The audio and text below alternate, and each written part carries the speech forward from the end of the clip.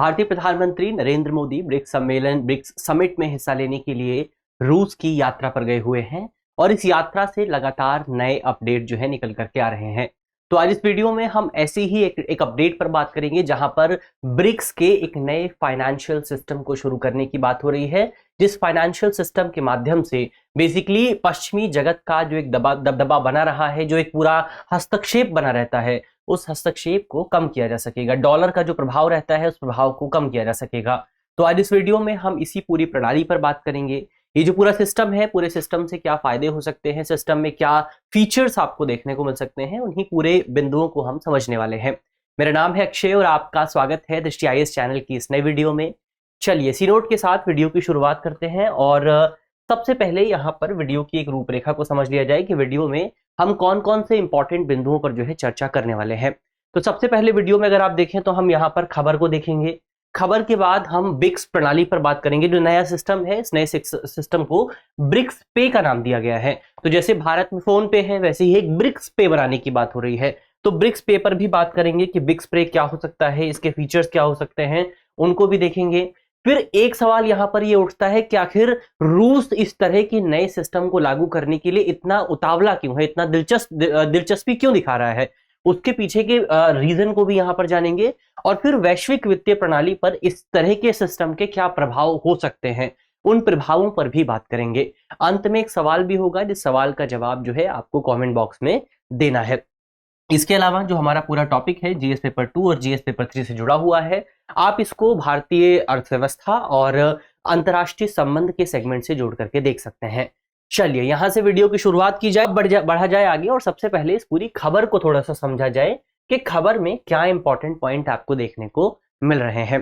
तो सबसे पहले तो खबर यही है कि भारतीय प्रधानमंत्री जो है वो रूस की यात्रा पर गए हुए हैं। रूस ही क्यों? क्योंकि ब्रिक्स की जो अध्यक्षता है वो इस बार रूस के पास मौजूद है और इसीलिए इस समिट का आयोजन भी रूस द्वारा किया जा रहा है। तो भारतीय प्रधानमंत्री रूस की यात्रा पर हैं और इस यात्रा के दौरान, इस पूरे समिट के दौरान ब्रिक्स देशों के लिए एक नई अंतरराष्ट्रीय भुगतान प्रणाली का प्रस्ताव रखा गया। एक नए फाइनेंशियल सिस्टम को स्थापित करने की बात यहां पर जो है की जा रही है, जिसका प्राथमिक उद्देश्य है कि पश्चिमी प्रभुत्व को समाप्त किया जाए। जो वेस्टर्न डोमिनेटेड सिस्टम है, फाइनेंशियल सिस्टम जो है, जहां पर आपको वेस्टर्न कंट्रीज, खासतौर पर जब आप वेस्टर्न कंट्रीज की बात करते हैं तो उस पर अमेरिका आपको प्राथमिकता से नजर आता है। तो जो अमेरिका का डोमिनेशन है, उस डोमिनेशन को समाप्त करने के लिए रशिया की ओर से ब्रिक्स के समिट में एक नए फाइनेंशियल सिस्टम को शुरू करने की बात यहां पर की गई है। अब ये जो प्रस्ताव है, ये प्रस्ताव तब आया है जब वर्तमान समय में ब्रिक्स की जो अध्यक्षता है वो रूस के पास है। इसके अलावा इस कदम के माध्यम से इस कदम का उद्देश्य है कि अंतर्राष्ट्रीय मुद्रा कोष और इस तरह के जो फाइनेंशियल इंस्टीट्यूशंस हैं, खासतौर पर वो इंस्टीट्यूशंस जहां पर आपको वेस्टर्न कंट्रीज का डोमिनेशन देखने को मिलता है। कौन कौन से इंस्टीट्यूशन है? इसमें आपका आईएमएफ हो गया, इसमें आपका वर्ल्ड बैंक हो गया, इसमें आपका डब्ल्यूटीओ हो गया, वर्ल्ड ट्रेड ऑर्गेनाइजेशन हो गया। ये सभी जो इंस्टीट्यूशंस हैं आपके, इन इंस्टीट्यूशंस पर आरोप ये लगता है कि इन इंस्टीट्यूशंस को अमेरिका ने बनाया है ताकि अमेरिका के हितों को बढ़ावा दिया जा सके।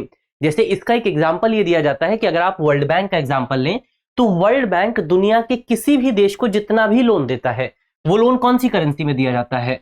वो लोन दिया जाता है आपका डॉलर में। और अगर डॉलर में लोन दिया जाएगा तो भुगतान भी डॉलर में होगा, यानी कि डॉलर का इस्तेमाल बना रहेगा और डॉलर एज अ करेंसी और ज्यादा मजबूत होती रहेगी। और अगर डॉलर मजबूत होगा तो इससे अमेरिका का डोमिनेशन भी जो है वो बना रहेगा। तो इन इंस्टीट्यूशंस पर कहीं ना कहीं आरोप लगते हैं कि ये इंस्टीट्यूशन आपका दुनिया भर में वेस्टर्न कंट्रीज के डोमिनेशन को बना करके रखते हैं और इसी वजह से रशिया और दूसरी जो कंट्रीज हैं, चाहे आप रशिया की बात करें, ईरान की बात करें, चाइना की बात करें, सभी कंट्रीज इन इंस्टीट्यूशंस की डोमिनेशन को, यानी कि वेस्टर्न कंट्रीज की डोमिनेशन को समाप्त करने की बात करती रहती हैं। तो ये ओवरऑल सबसे पहले हमने खबर की बात की और इस इंस्टीट्यूशन को बनाने की बात क्यों हो रही है उसको समझा। अब एक बार थोड़ा सा ब्रिक्स के बारे में अगर आप बात कर लें तो ब्रिक्स बेसिकली आपका कुछ देशों का एक समूह है। कौन कौन से देश इसमें है? ब्राजील इसमें आपको मिल जाएगा, रूस है, भारत है, चाइना है और दक्षिण अफ्रीका है। क्या नाम है इसका? ब्रिक्स। आपको एक जो है कंट्री यहां पर देखने को मिल जाएगा। ब्राजील है, रशिया है, इंडिया है, चाइना है, साउथ अफ्रीका है। इसके बाद कुछ नए देशों को यहां पर शामिल किया गया है। उनके अगर आप नाम देखें तो इसमें मिस्र को, यानी कि इजिप्ट को, इथोपिया को, ईरान को और संयुक्त अरब अमीरात को, यानी कि यूएई को यहां पर शामिल किया गया है। इसके अलावा ब्रिक्स की इंपॉर्टेंस को आप इस बात से समझ सकते हैं कि ये जो पूरा ग्रुप है ये वर्ल्ड इकोनॉमी के 37% हिस्से को रिप्रेजेंट करता है। और यहां पर आप देखेंगे तो इसमें आपको वेस्टर्न कंट्रीज देखने को नहीं मिलेंगी। तो इस ग्रुप को आप ईस्टर्न ब्लॉक के तौर पर, ईस्टर्न ग्रुप के तौर पर भी देख सकते हैं। तो ये ओवरऑल हमने यहां पर सबसे पहले खबर क्या है उस खबर को समझा। अब यहां पर सवाल उठता है कि जो ब्रिक्स की नई प्रणाली बनाने की बात हो रही है, नए फाइनेंशियल सिस्टम को बनाने की बात हो रही है, वो सिस्टम क्या है, वो सिस्टम किस तरह से क्रियान्वित किया जाएगा, इंप्लीमेंट होगा, और क्या क्या नए फीचर्स वहां पर आपको देखने को मिलने वाले हैं। तो सबसे पहले ये जो नई प्रणाली प्रस्तावित है, जो प्रपोज प्रणाली है, इसका नाम होगा ब्रिक्स पे। क्या नाम होगा इसका? जैसे भारत में हमने देखा कि भारत में आपका फोन पे है, वैसे ही आपका एक ब्रिक्स पे नाम का जो है एक सिस्टम बनाया जाएगा, जो कि मौजूदा स्विफ्ट सिस्टम को रिप्लेस करेगा।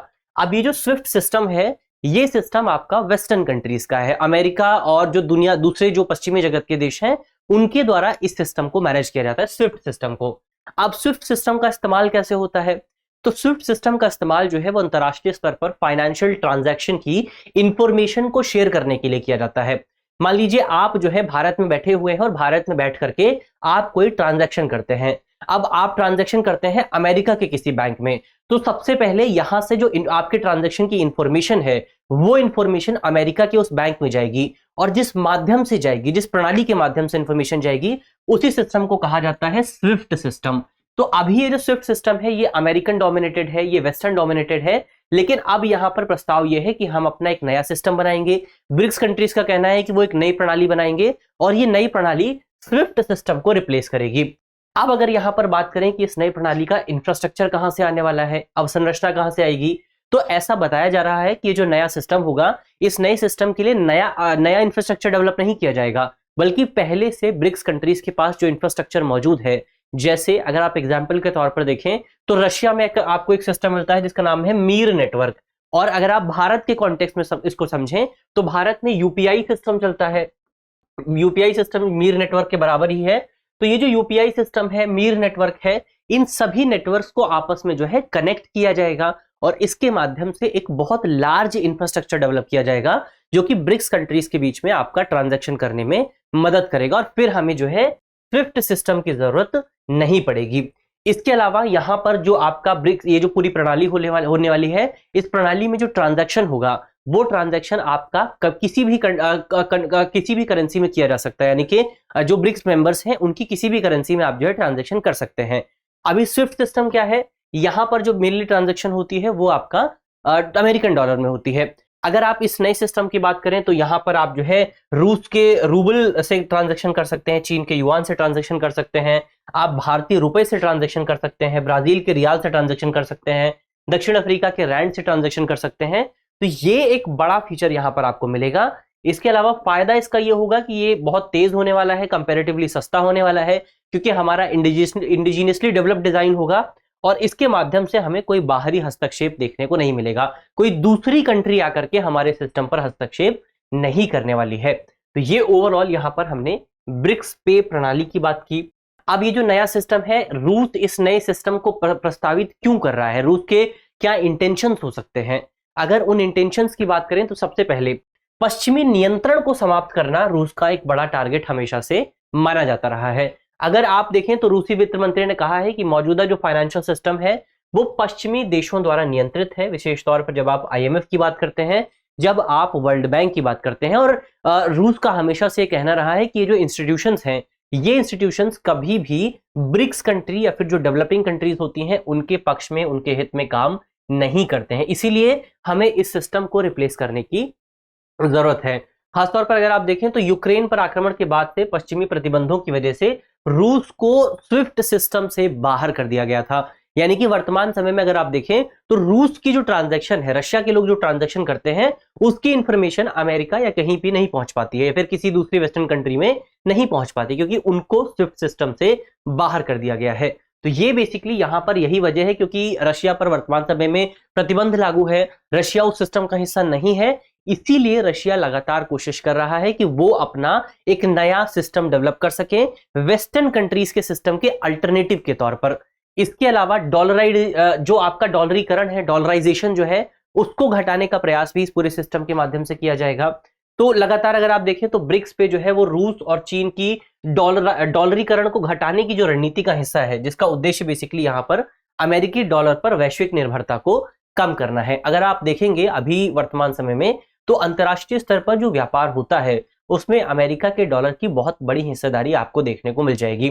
जैसे अगर आप डेटा की बात करें तो 2022 में यूरोजोन के बाहर, यानी कि वो क्षेत्र जहां पर यूरो का इस्तेमाल नहीं होता था, यहां पर यूरोप की मुद्रा नहीं चलती है, वो जो पूरा इलाका है, उस पूरे इलाके में अंतरराष्ट्रीय भुगतान के लिए अमेरिकी डॉलर की जो हिस्सेदारी थी वो 58% के आसपास थी।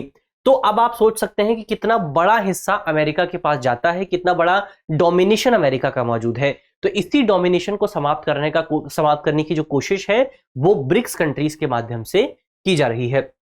अब यहां पर देखें कि ये जो प्रणाली होगी, इस प्रणाली के संभावित प्रभाव क्या हो सकते हैं। तो ये प्रणाली आपकी पूरी तरह से डिसेंट्रलाइज्ड होने वाली है, विकेंद्रीकृत होने वाली है। डिसेंट्रलाइज होने का मतलब ये है कि बेसिकली इस पूरे सिस्टम में ब्लॉकचेन टेक्नोलॉजी का इस्तेमाल किया जाएगा, और ब्लॉकचेन टेक्नोलॉजी का अगर इस्तेमाल होगा तो इससे एक फायदा ये होने वाला है कि कोई भी प्रतिभागी दूसरे की गतिविधियों पर प्रतिबंध नहीं लगा सकता है। अभी अगर आप स्विफ्ट सिस्टम की बात करें तो वहां पर क्या होता है, वहां पर अगर वेस्टर्न कंट्रीज चाहती हैं तो वो किसी भी देश को बाहर कर सकती हैं, जैसे रशिया को बाहर कर दिया गया, ईरान को बाहर कर दिया गया। तो लेकिन यहां पर जो ये वाला सिस्टम है, ब्रिक्स पे का सिस्टम, ये ब्लॉकचेन पर आधारित होगा, और ब्लॉकचेन पर आधारित होने का मतलब ये है कि डिसेंट्रलाइज्ड है, यहां पर कोई एक कंट्री डोमिनेट नहीं कर सकती। तो ये सबसे बड़ा फायदा इसका होगा। फिर यहां पर डिजिटल मुद्रा के इस्तेमाल की भी बातचीत की जा रही है कि ये जो आपके सिस्टम है ये ब्रिक्स के केंद्रीय बैंकों के डिजिटल मुद्राओं के उपयोग को बढ़ावा देगा। जैसे भारत की ओर से सेंट्रल बैंक डिजिटल करेंसी जारी की गई है, तो इस सेंट्रल बैंक डिजिटल करेंसी को हम जो है ब्रिक्स पे में इस्तेमाल कर सकते हैं। और अगर ये प्रणाली लागू होती है तो फिर यहां पर बेसिकली जो आपकी ब्रिक्स कंट्रीज है उनको अपने कानून में थोड़ा सा बदलाव करना होगा, ताकि जो आपकी राष्ट्रीय डिजिटल मुद्रा है उसको लेन देन के लिए एक विधायी मुद्रा के तौर पर, एक लीगल टेंडर के तौर पर अनुमति प्रदान की जा सके। तो ये ओवरऑल यहाँ पर हमने इस प्रणाली के क्या संभावित प्रभाव हो सकते हैं उसको देखा। अब अंत में एक सवाल है, जिस सवाल का जवाब जो है आपको कमेंट बॉक्स में देना है। सवाल अगर आप देखें, सवाल में आपसे पूछा गया है कि ब्रिक्स पे का उद्देश्य क्या है। हमारे ऑप्शन है, ऑप्शन ए अमेरिकी डॉलर को अपनाना, ऑप्शन बी स्विफ्ट को प्रतिस्थापित करना, ऑप्शन सी वैश्विक बैंकिंग केंद्रीकरण, और ऑप्शन डी IMF का समर्थन करना। तो इसका सही जवाब क्या होगा वो जल्दी से आपको कमेंट बॉक्स में बताना है। इस वीडियो में हमने जितने भी इंपॉर्टेंट पॉइंट्स पर बात की है, उम्मीद है वो आपको समझ में आए होंगे। और अगर आपने चैनल को अभी तक सब्सक्राइब नहीं किया है तो चैनल को सब्सक्राइब कर लीजिए, ताकि आपको जो है वीडियो की नोटिफिकेशन आसानी से प्राप्त होते रहें। तो मिलते हैं आपसे अगली वीडियो में, तब तक के लिए अपना ख्याल रखिए, ध्यान रखिए, पढ़ते रहिए। धन्यवाद।